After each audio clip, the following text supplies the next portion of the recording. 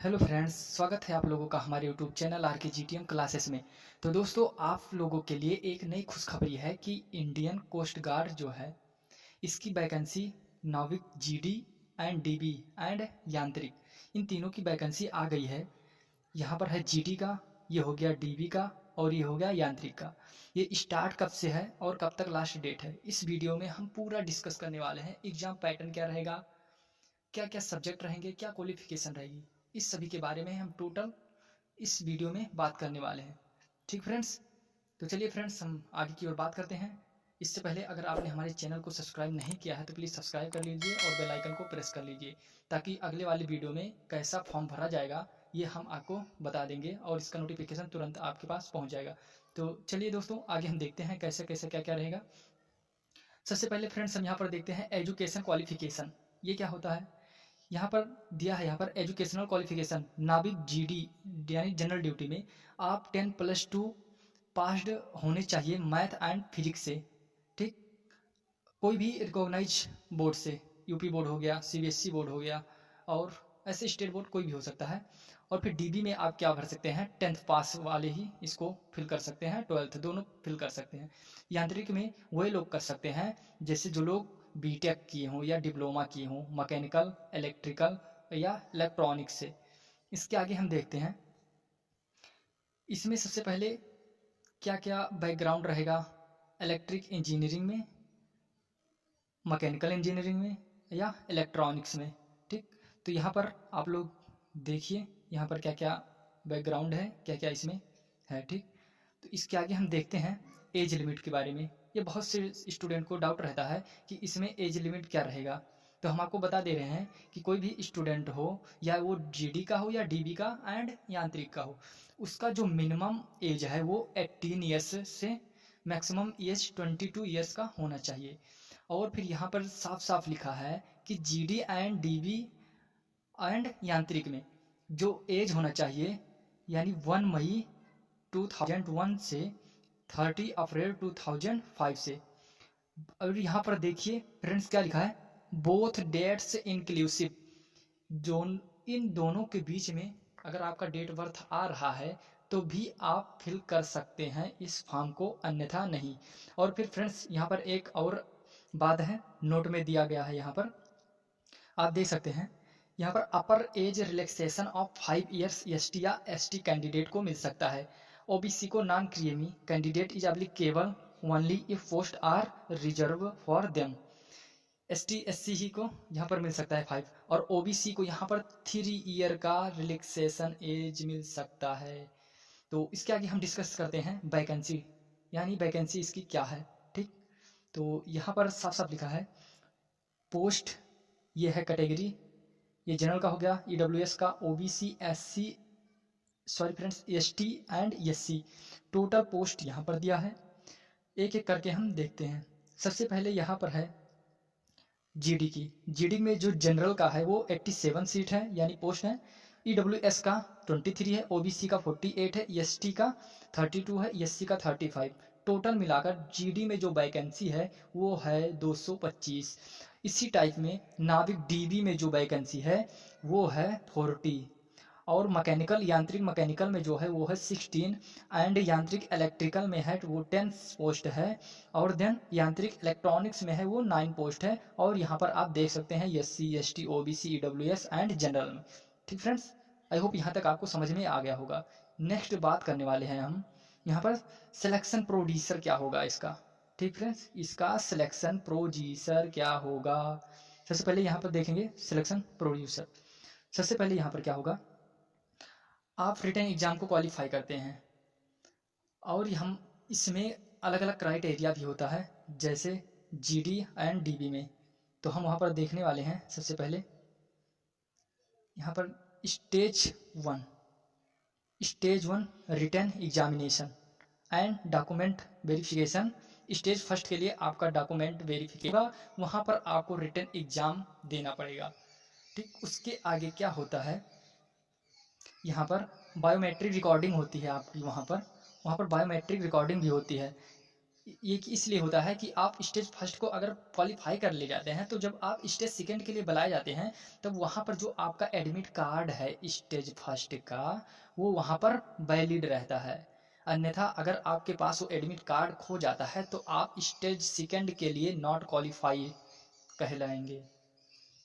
अब यहाँ पर हम देख लेते हैं पोस्ट अप्लाइड के लिए written test, passing mark and remark क्या क्या होने वाला है, हम वो देखने वाले हैं।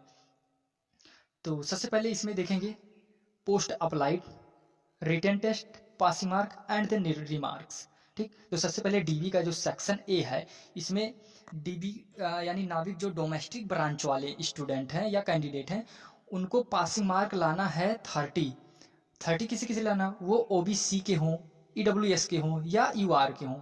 और एससी एंड एसटी कैंडिडेट को इसमें सिर्फ और सिर्फ 27 मार्क ही लाना है नाविक डीबी में। इसी टाइप से हम देख ले रहे हैं नाविक जीडी में ये प्रोफेशन जीडी में 2 सेक्शन में होता है। उसमें जो होता है इसमें फर्स्ट सेक्शन में आपको 30 + 20 ये होता है 50 नंबर। फर्स्ट वाले सेक्शन में कैसे कैसे एग्जाम पैटर्न रहेगा वो अभी हम इसके बाद बताने वाले हैं। इसमें रहता है ओबीसी, ईडब्ल्यूएस, यूआर इनको लाना रहता है स्टेज फर्स्ट में, फर्स्ट के फर्स्ट सेक्शन में। इसमें आपको लाना रहता है 50 marks and SC and ST student को लाना रहता है 44 मार्क। इसी टाइप में आगे हम देखेंगे यांत्रिक इलेक्ट्रिकल में है stage first section first and section third. इसमें जो है ये भी ओबीसी एंड एसटी को यहाँ पर नंबर दिया गया है कितना पासिंग मार्क लाना है। और यहाँ पर सिलेक्शन प्रोड्यूसर भी passing mark section and third ये कंपल्सरी है दोनों में पास होना।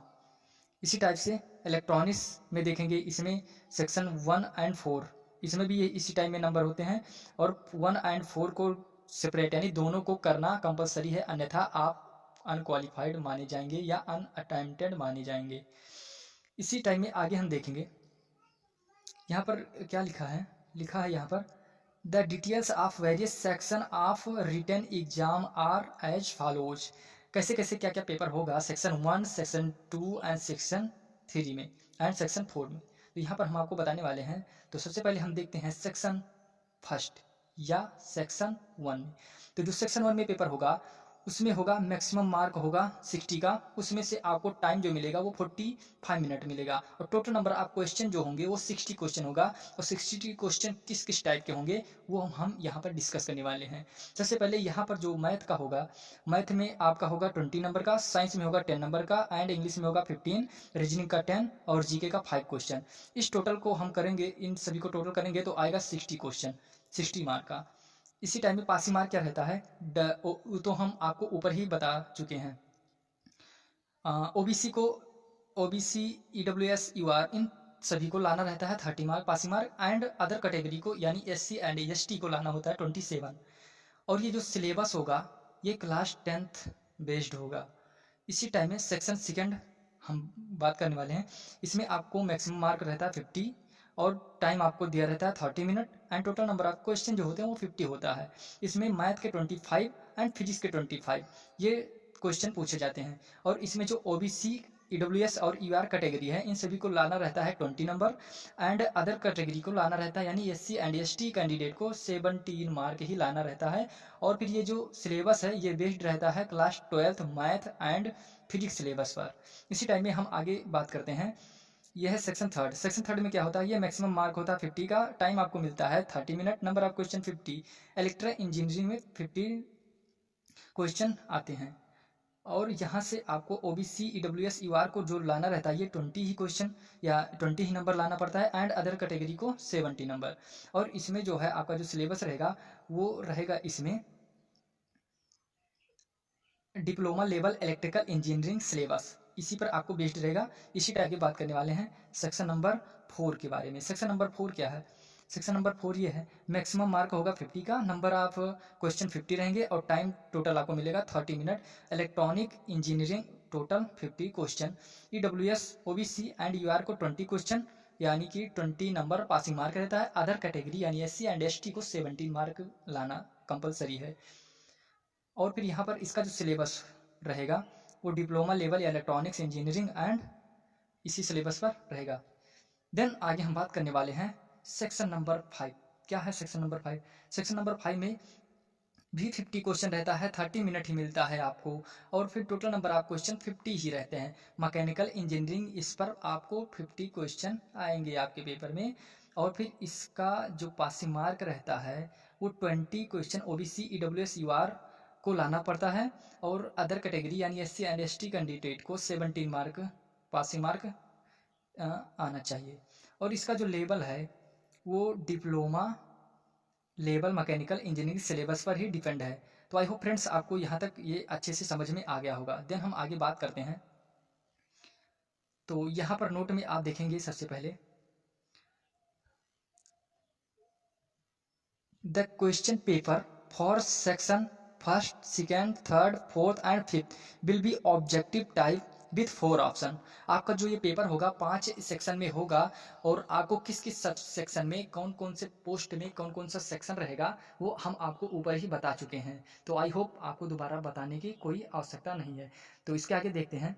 तो इसमें जो है आपको ऑब्जेक्टिव क्वेश्चन दिया रहेगा जिसमें 4 ऑप्शन रहेगा। The candidate has to choose the correct option, और कैंडिडेट को सही ऑप्शन को चुनना है या चूज करना है। फिर there is no negative marking in the written examination test, और फिर सबसे बड़ी खुशखबरी ये है कि इसमें कोई नेगेटिव मार्किंग नहीं होती है। और इसके आगे जो है